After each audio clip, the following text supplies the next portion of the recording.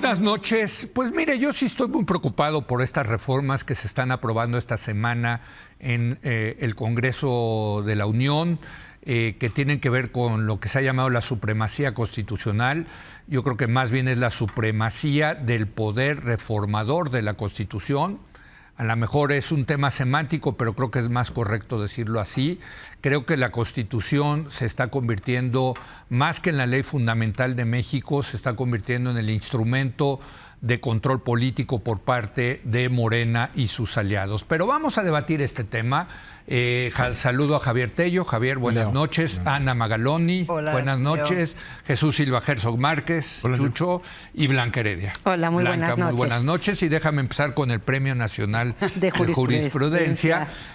A ver, yo estoy muy preocupado, de verdad, porque yo sí veo esta concepción de que nada puede estar por arriba del poder reformador de la Constitución.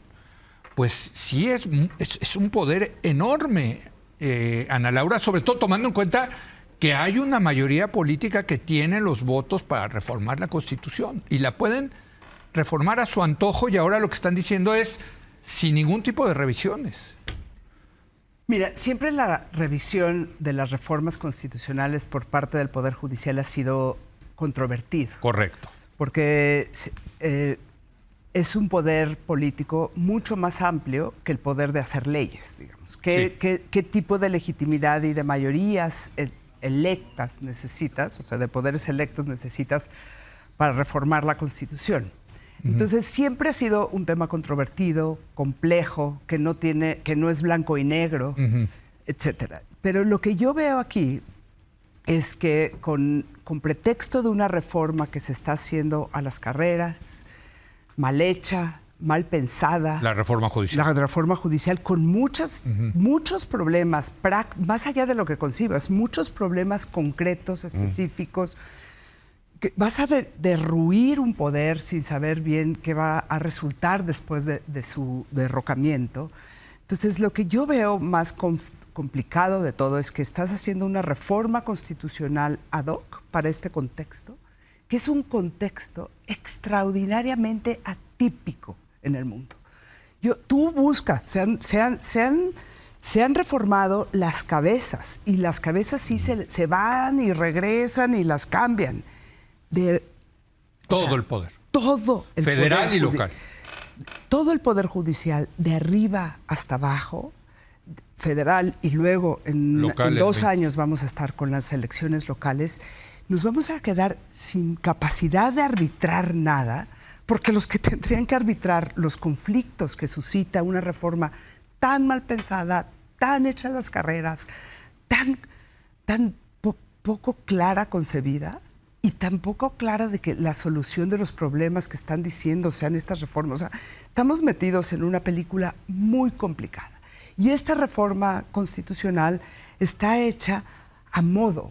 La nueva, la que se está discutiendo. Sí, para que ellos no se metan. De todas formas, creo que meterse y yo siempre lo dije, o sea, que la Corte declare inconstitucional esta reforma me parecería una locura.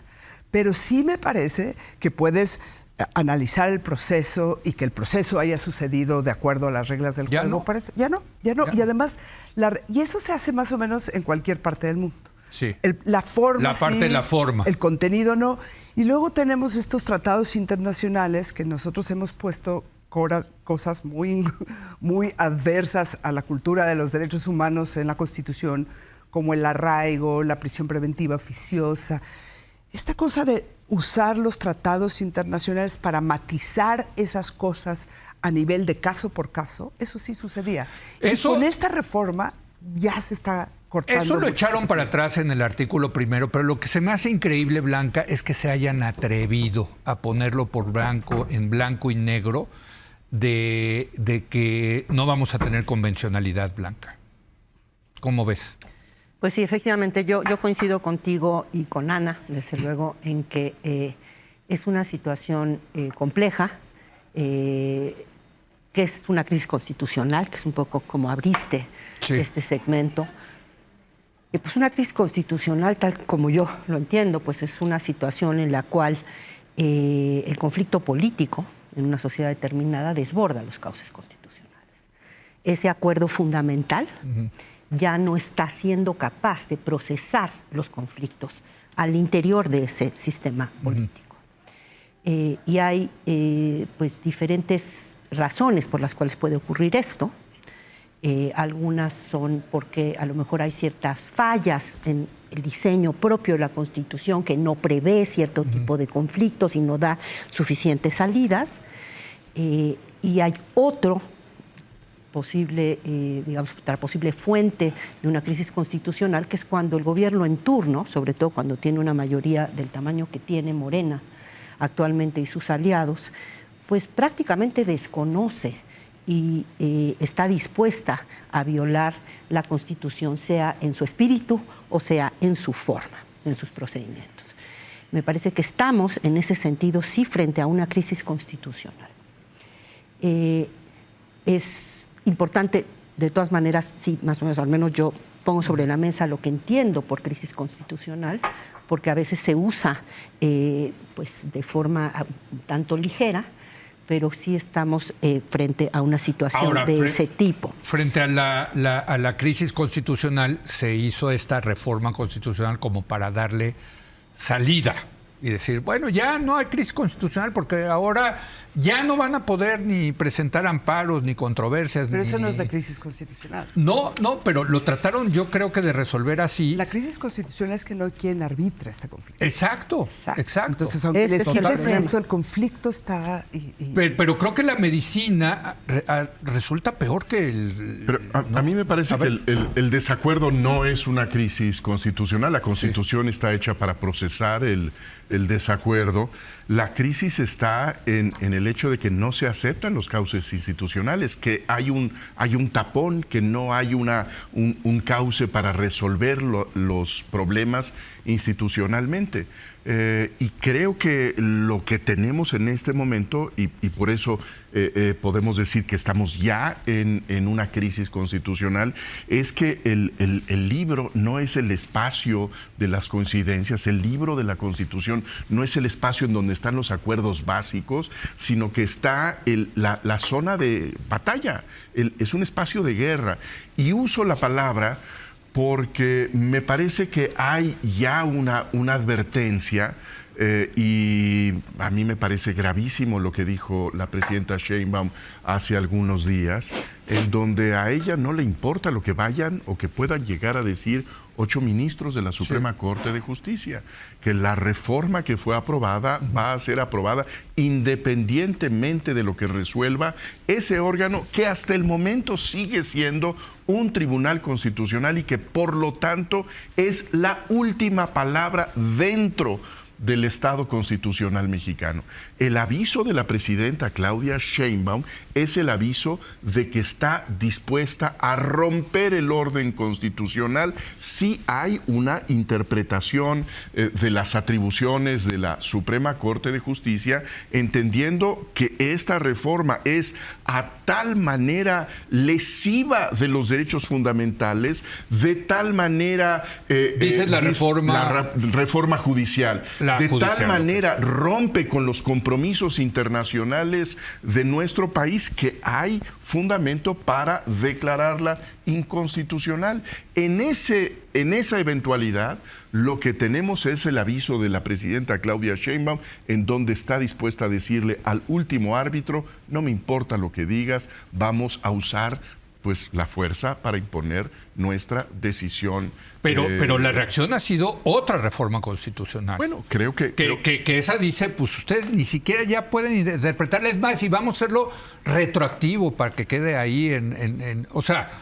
Bueno, yo creo que esa es parte de esta batalla, de esta guerra política que está considerando de un lado que puede hacerse de la Constitución la propiedad exclusiva de la que tiene la mayoría temporal en este momento. Sí. No el espacio, insisto, de coincidencias, sino de quien tiene en este momento ahora, yo creo los números de la mayoría calificada. Tú decías, es un espacio de guerra. Yo creo que esa guerra ya la tienen ganada porque pues tienen los números.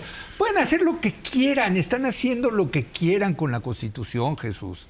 Ese es el punto. Pero el problema es que es juez y parte en este conflicto. ¿Quién?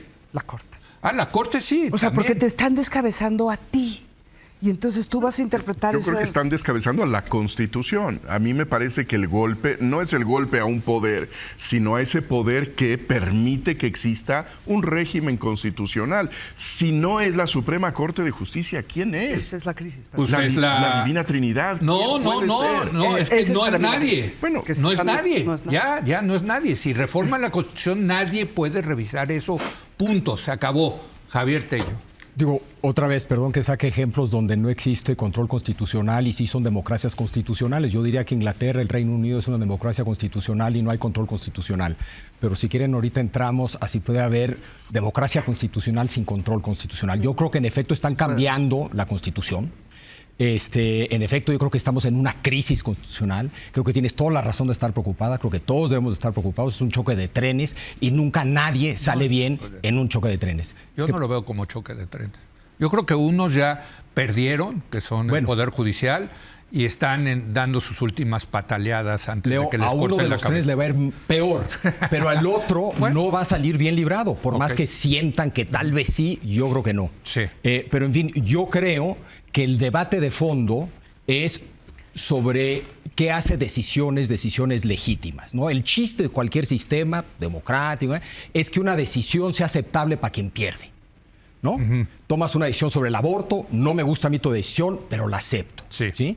Hay 3 mecanismos básicos para hacer decisiones aceptables para quien pierde. El primer mecanismo es el democrático.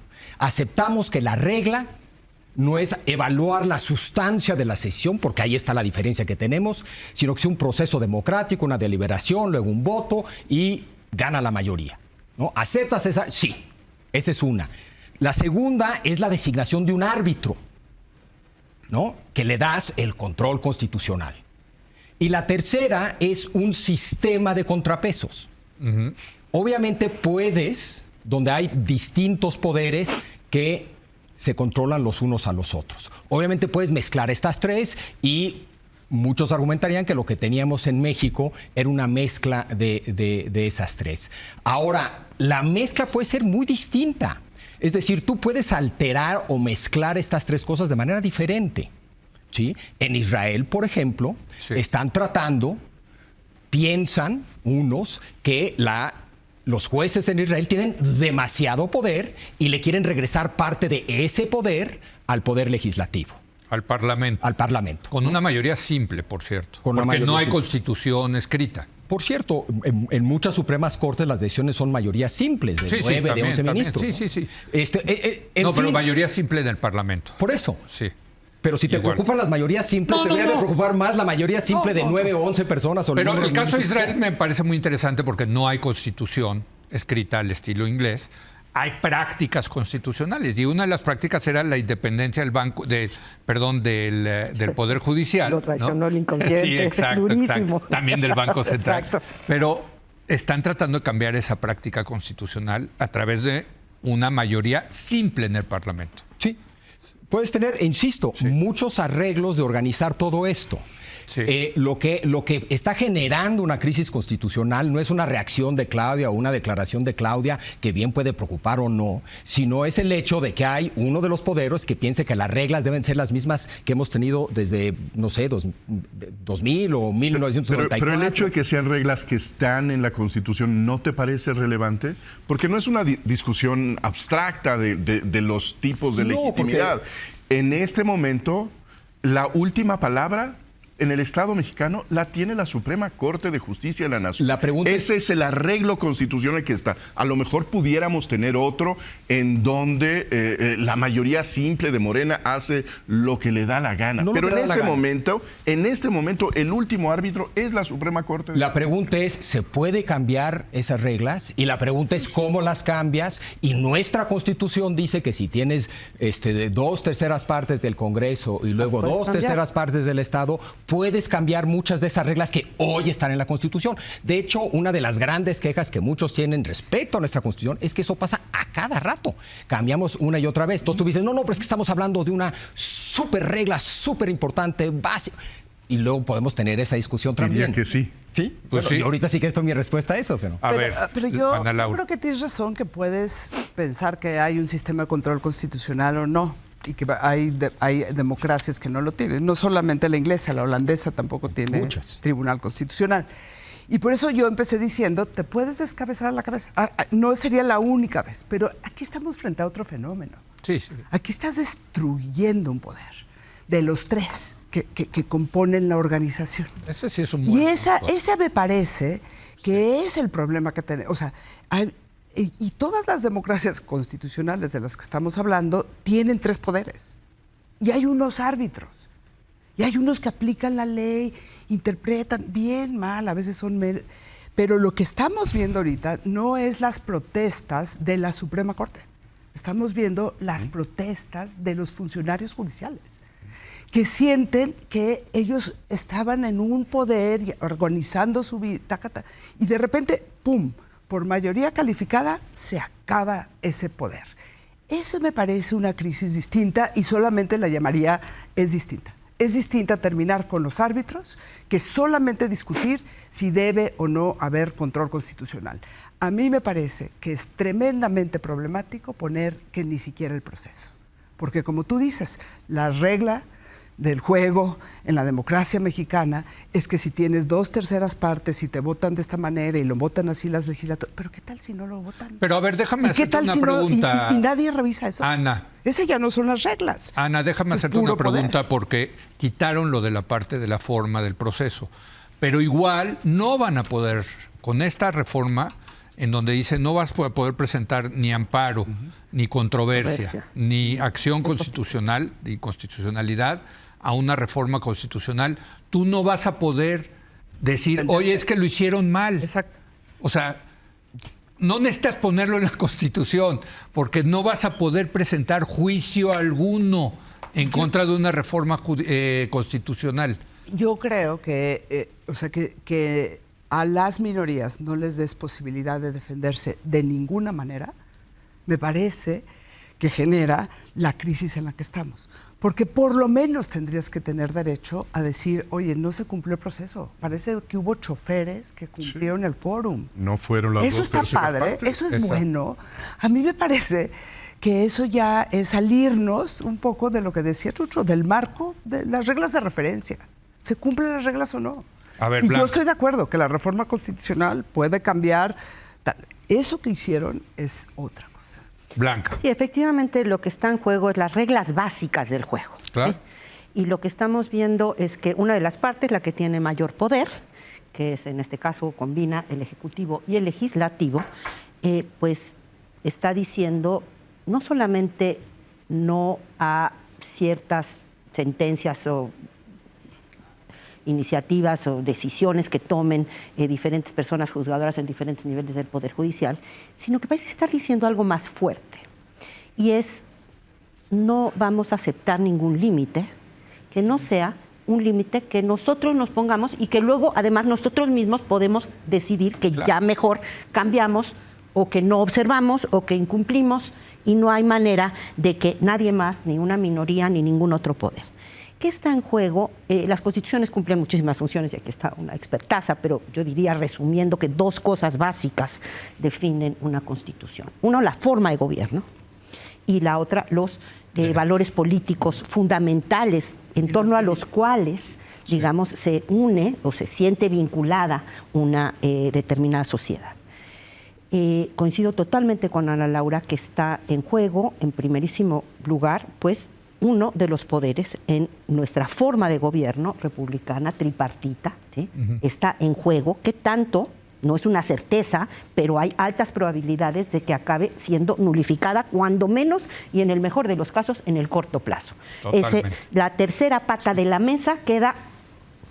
Entonces, eso ya en sí mismo constituiría una crisis constitucional, porque está poniendo, pues, en la mesa, digamos, en una situación de enorme fragilidad. Lo de los derechos políticos fundamentales, en su versión liberal, que es la raíz de los nuestros, pues se salvó con que quitaron el artículo primero. Pero al menos se atrevieron a bueno, poner se atrevieron, eso, pero al increíble. menos, digamos, por la razón que haya sido, decidieron recular en ese sentido. Me parece que, de todas maneras, quisiera hacer un par de cuestiones de contexto y de una mirada histórica también más amplia. Que en otros contextos en los que han ocurrido crisis constitucionales, que hay de muy diferente tipo, ¿sí?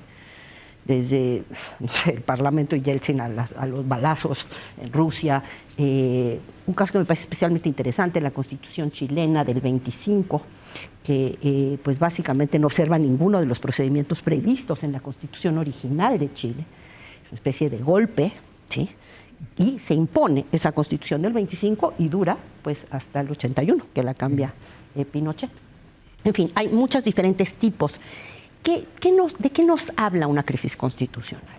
Parece que una de las cosas que nos habla es que se ha abierto una brecha, quizá ya demasiado grande, entre las reglas que están escritas en ese documento Y la realidad. y la realidad política, cuyo objetivo de esas reglas no es nada más servir así como una inspiración general, ni nada más, digamos, un catálogo de derechos y obligaciones universales, sino un medio de dirimir y pacificar conflictos al interior de esa sociedad específica.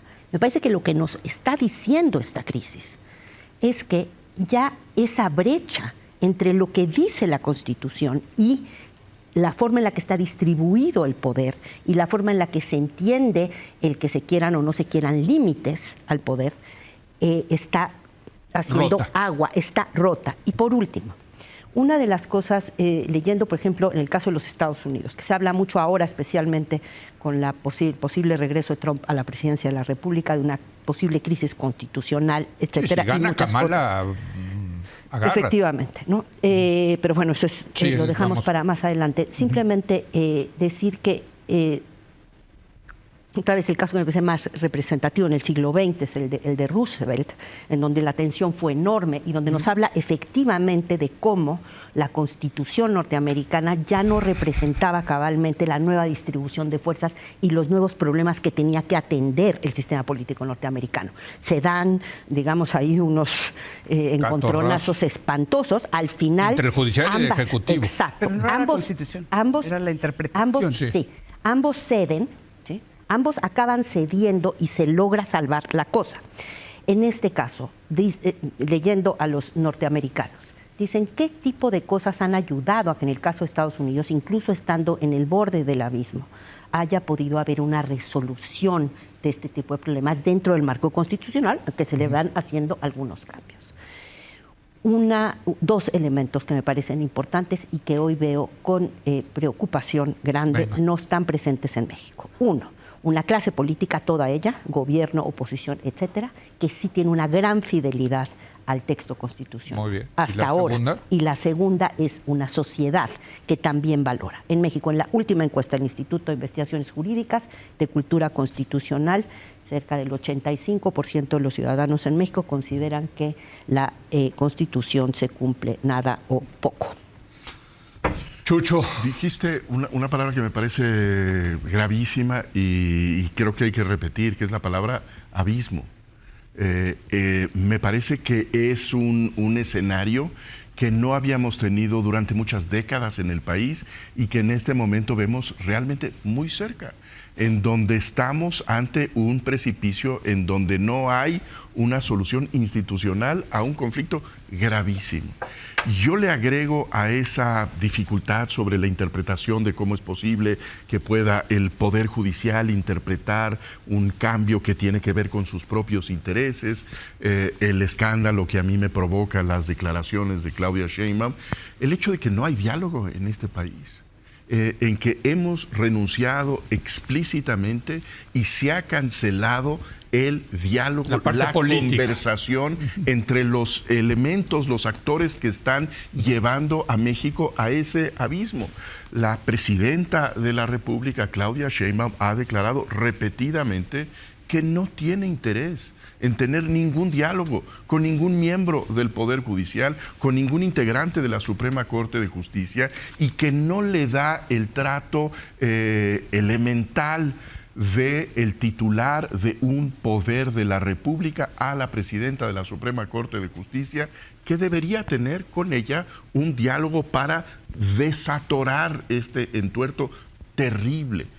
De tal manera que estamos justamente viendo el precipicio a unos cuantos metros, que no estamos teniendo ninguna capacidad para reconsiderar el rumbo de todo mundo, y que hay un empecinamiento en el monólogo de cada quien. Me parece realmente muy grave lo que estamos viviendo. Javier. Yo creo que el caso de Estados Unidos es la parte relevante de Estados Unidos hoy, más que Roosevelt, porque precisamente lo que pasa hoy es que la sociedad americana ya no confía en la Suprema Corte de Justicia ni en la Constitución. El porcentaje en el caso de votantes demócratas es cerca del 70%, piensa que la Suprema Corte tiene demasiado poder. Obviamente los republicanos piensan que no.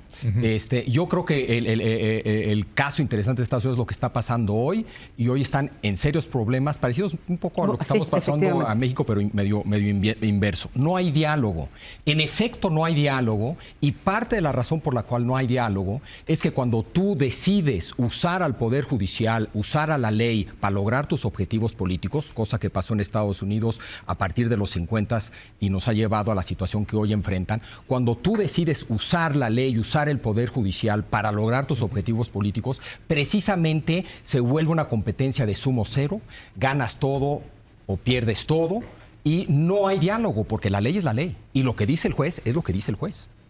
Precisamente estas cosas hay que dirimirlas por el Poder Legislativo. Desde el aborto en Estados Unidos, que en vez de haber sido una solución por la vía de la Suprema Corte, debió haber sido una solución del Congreso, como suele suceder en la mayoría de las democracias. Entonces, ¿no debe hablar la presidenta de la República con la presidenta de la Suprema Corte de Justicia? Claro que deben hablar. El problema es que cuando el pleito se lleva al ámbito judicial, el diálogo se dificulta.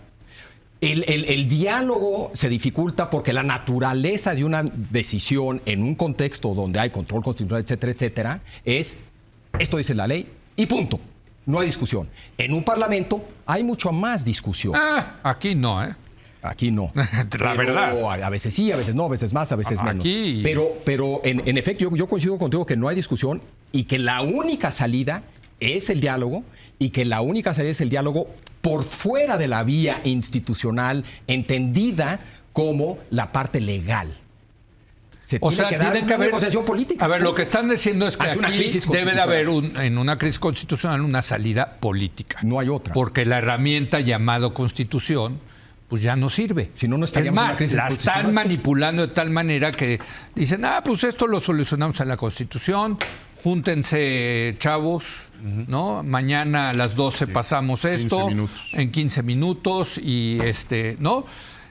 Pero ese mensaje de que puedes cambiar la Constitución de esa manera tan grosera, tan banal en muchos sentidos, pues es un mensaje, a mí me parece muy, muy importante. Yo sí lo veo como politólogo, perdóname, que esa mayoría diga, nosotros con esto lo solucionamos, cambia la Constitución, ahí manda un chamaco ahí a redactar algo y la cambiamos. Es tremendo ese mensaje. Y además, yo sí coincido que tanto en el ejemplo de Roosevelt como el ejemplo de la Corte Suprema norteamericana, se trata del rol de tribunales constitucionales y de la última instancia. Y de temas muy específicos que tienen que ver con su relación con los poderes electos. La reforma de la que estamos hablando es otra cosa. Yo coincido, ¿eh? O sea, la reforma de la que estamos hablando... ¿Cuál estás hablando? De la de México y el Poder Judicial. Pero la de la supremacía constitucional. Estoy hablando la del Poder Judicial, que dio origen a la de la supremacía constitucional. Lo que se está haciendo es una cosa muy diferente. Y en el corazón como de los acuerdos democráticos sí hay una lucha contra la arbitrariedad. Hay una necesidad de que por eso se divide el poder, por eso hay democracia, por eso hay check and balances, por eso hay federalismo, porque no queremos que el poder se vuelva tan amenazante y tan totalitario. Declaró Monreal el otro día en el radio y dice, llevamos 47 reformas constitucionales desde que tomó. 20 días. O sea, ¿qué es eso? Eso suena de una arbitrariedad pavorosa.